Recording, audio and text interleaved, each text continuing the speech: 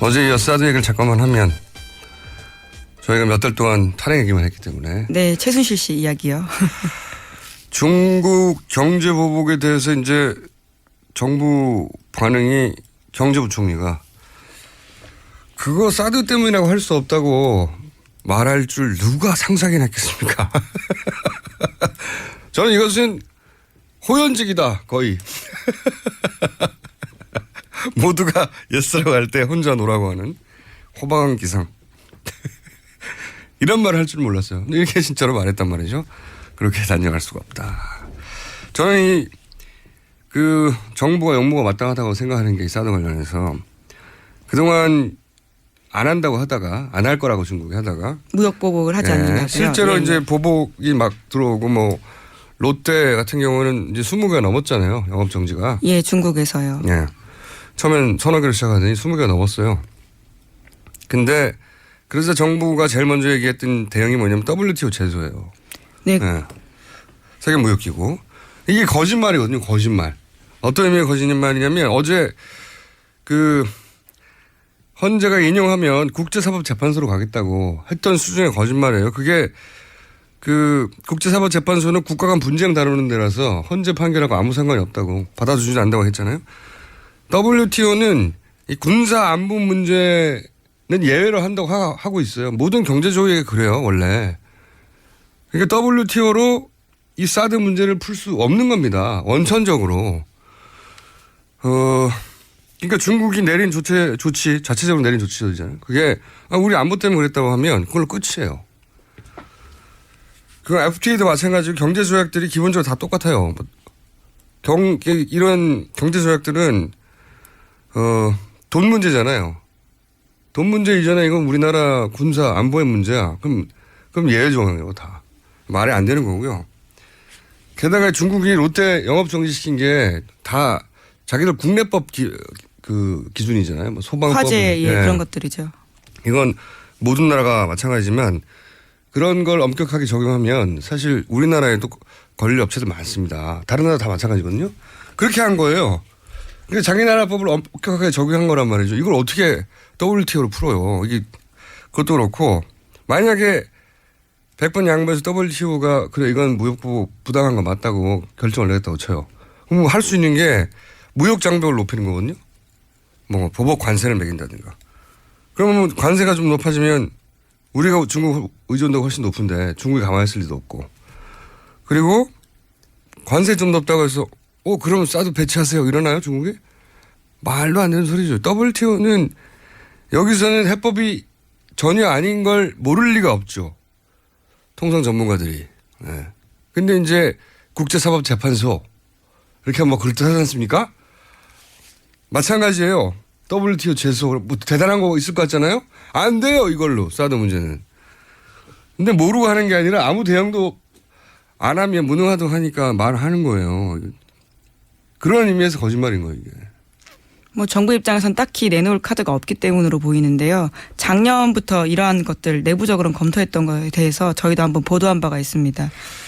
할 수 있는 게 없는 겁니다. 예. 실제로. 할 수 있는 게 없는데 할 수 있는 게 없다고 말할 수가 없으니까 대충 말해도 일반인들이 잘 모를 거 들이대는 거죠. 국제사법재판소처럼. WTO처럼. 사실 무역 보복 할 거라고 알고 있었지만 없다고 공개적으로 계속 이야기하는 거예요. 그러니까요. 예.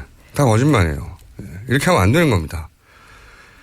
자, 이야기는 근데 다음 주부터 하기로 하고요. 네. 다음 주부터 하기로 하고, 자, 이제 탄핵 이야기로 다시 돌아가 볼까요? 예. 뉴스를 전해 주십시오. 네, 내일 오전 11시 결정 납니다. 헌법재판소가 탄핵 심판 선고하기로 했거든요. 92일 만에 결론이 나오는 거죠. 예, 날짜가 정해졌다는 거는 사실은 결론이 났다는 거죠. 예, 왜냐면은 결정 못 써야 되거든요. 네, 계속 결정문을 쓰고 있고 당일날 아마 정말 몇 대 몇인지를 한다고는 하지만요. 대략은 나왔다고 봐야 될 것 같습니다. 그렇죠. 그런 결과가 안 나오면 날짜를 정할 수가 없는 거예요. 예, 못 받기도 쉽지 않죠. 그러니까 이제 우리 이 8인을 알고 있는 겁니다. 이제 야, 얼마나 궁금해. 예. 이견이 있었나 봐요. 그렇죠? 예. 네, 계속 평의가 그렇게 진행되고 있죠. 어제는 시간이 길었다고 하는 거 보니까 평일 시간이. 그땐 아마 대략의 결론이 나온 게 아닐까. 어떻게 예상하십니까? 세상 아무도 모르는 일이란데요. 8분을 제외하고는. 바람을 섞어서 이야기해보자면 전원이 한 의견을 내주지 않을까 생각하고 있습니다. 사실 너무 중대한 사안이라 소수 의견이 그 내부에서 없을 수 없겠지만 만장일치를 내는 게 맞다고 저도 생각을 해요. 8대 0이거나 어느 쪽으로든. 어느 쪽으로든요? 아니, 그러니까 기각이든 인용이든 결국은 그렇게 의견을 서로 모으려고 했을 것이다. 예. 심지어 결정문에 각자 이름이 다 쓰여집니다. 어떤 의견을 냈는지, 어떤 의견이 있는지. 그래서 보통은 헌법적 가치 때문에 소수 의견도 다 표기하고 이런 소수 의견도 이게 쓰였다고 말하는 건데 지금은 사실은 법률 문구가 문제가 아니잖아요. 나라의 운명이 결정되는 상황이기 때문에 이견 차이를 좁혀서 어떻게든 한쪽 8대 0으로 어느 한쪽 결정이든 힘을 실리도록 그렇게 결론이 날 가능성이 높지 않을까 저는 생각이 드는데 특히 내일 생중계할 때 판결문 같은 걸 들어보신 적이 있는지 모르겠는데 만약에 이 판결문을 마지막에 얘기해요. 기각한다 뭐. 예, 그렇죠. 한 30여 분 보통 걸리는데 앞에 중간에 들어가지고 이게 모릅니다 이게. 예를 들어서 앞부분에 예를 들면 이러한 사안은 위반이긴 하나 중대한 위반 사항이 아니다. 이런 내용도 있을 수 있어요.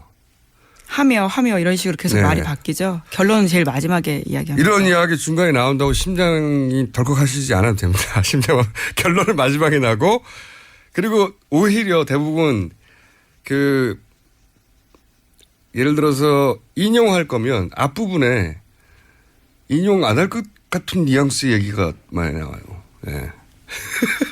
반드시 그런 건 아닌데 판결문들이 보통 만약에 구속될 거면 뭐 예를 들어서 이런 거는 법 위반 사항이 아니고 드드등 하다가 그러나 그럼에도 불구하고 그러나 다음에 나오는 거거든요. 예.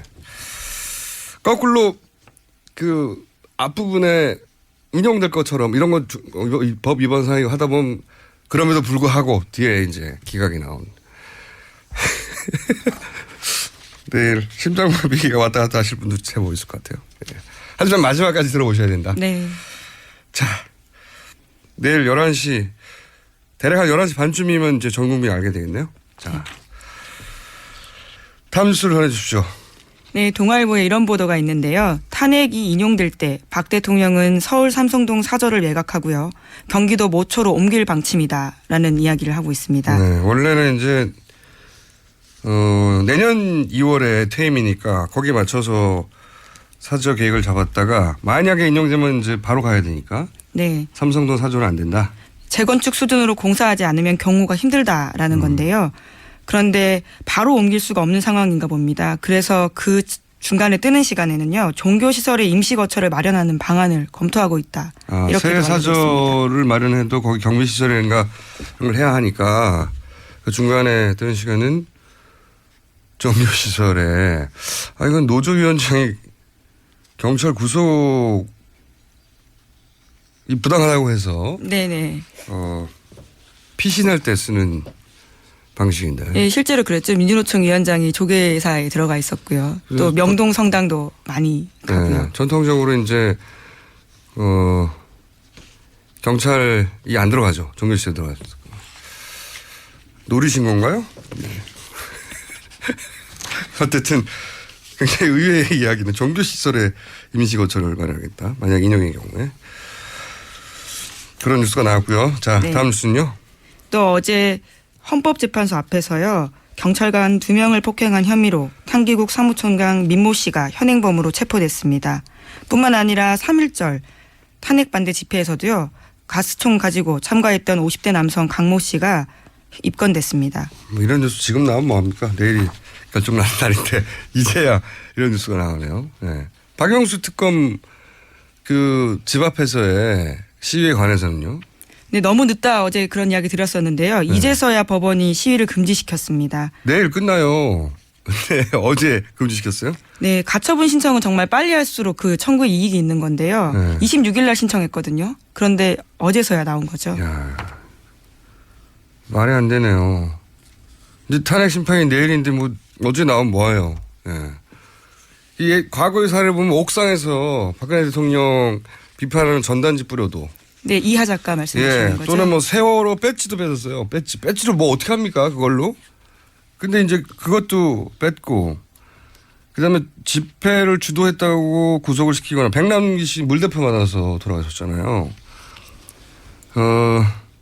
근데 이제 왜 방맹해가지고 그 앞에서 휘두르는데도 아무런 조치를 안 하냐고 언론이 한 일주일 이상 떠들었죠. 예. 네, 심지어 화형식도 했었습니다. 얼굴 새겨진 현수막 불질렀거든요. 그래서 박영수 특검의 부인이 혼절했다는 거 아닙니까? 예, 예. 그 앞에서 하도 협박을 하니까 살해 협박을 하고 뭐 모가지를 딴다고 모가지를 딴다니 참 그 앞에서 자기 살던 집 앞에서 다 몰려와가지고 그런데 이제 이 신청을 어제 받아들였다는 거고 그리고 어제야 누구 한 사람 체포했다 나오고 어제 한 사람 입건해도 이게 말이 안 돼요. 나쁜 공권력입니다 정말. 자 다음 뉴스는요. 네, 특검이 이병기 전 국정원장한테서 국정원이 보수단체에 지원금을 댔다라는 진술을 확보했다라는 한겨레 신문 보도입니다. 국정원장이 예. 전임 국정원장인데요. 실토한 거죠. 블랙리스트 관련해서 뭐 일종의 화이트리스트라고 볼 수 있을 것 같은데요. 보수단체에 지원금 댔다라고 하는 거니까요. 특검이 이제 이병기 전 국정원장 전 비서실장이기도 하죠. 예, 그렇습니다. 국정원장 하다가 비서실장 가는 경우가 어디 있습니까? 말도 안 되는. 그러니까 국정 운영 방식이 그랬던 거예요. 네, 김기춘 실장 바로 다음에 비서실장을 했습니다. 김기춘 비서실장도 국정원의 전신. 그렇죠. 중정 출신이고 그 다음 국정원 비서실장도 국정원장을 직전했던 사람. 그만큼 이제 국정 운영의 방식이 그랬던 거죠. 국정원을 장악하고 국정원을 통해서 국가를 운영하라고 했던 거죠. 그게 명백히 드러나는 거고. 더군다나 이병기 전 국정원장이나 전 비서실장은 사실은 다시 정치를 하면 안 되는 사람이에요.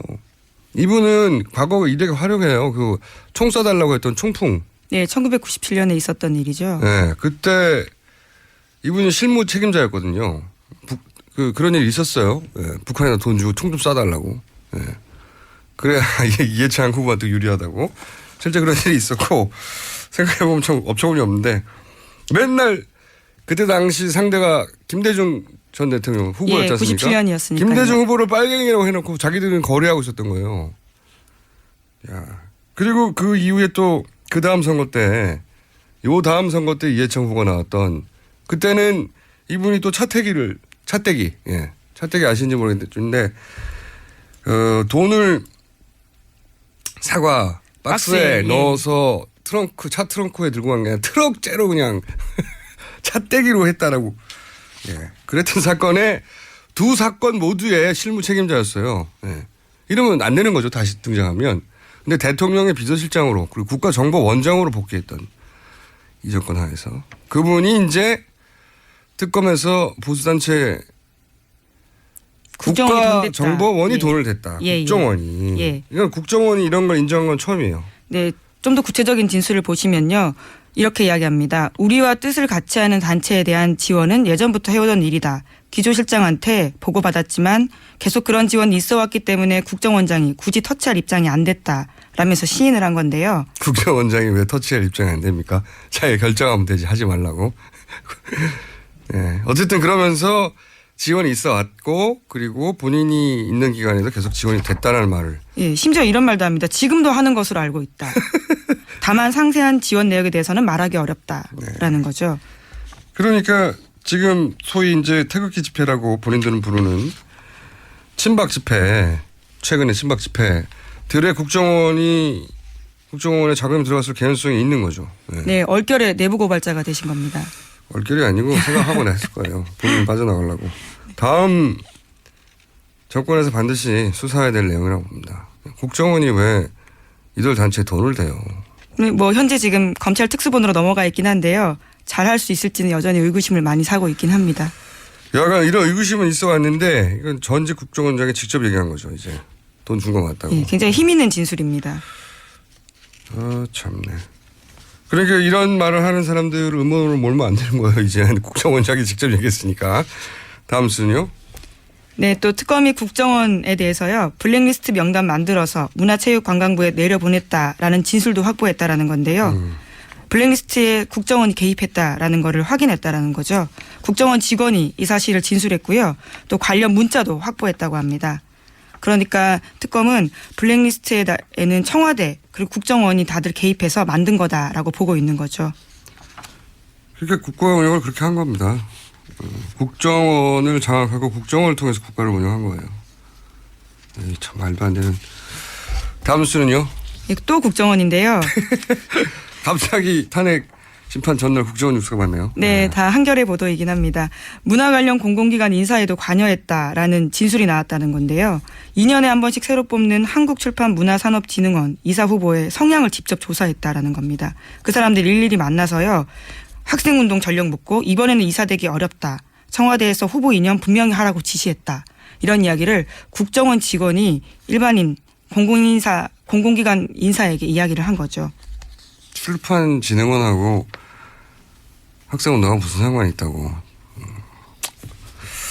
일단 그렇게 앞으로 더 많이 드러나겠죠. 아마도. 만약에 탄핵이 인용되고 다음 정권이 들었으면 더 많은 게 드러나겠죠. 나라 전체를 국정원 방식으로 운영한 거예요. 예.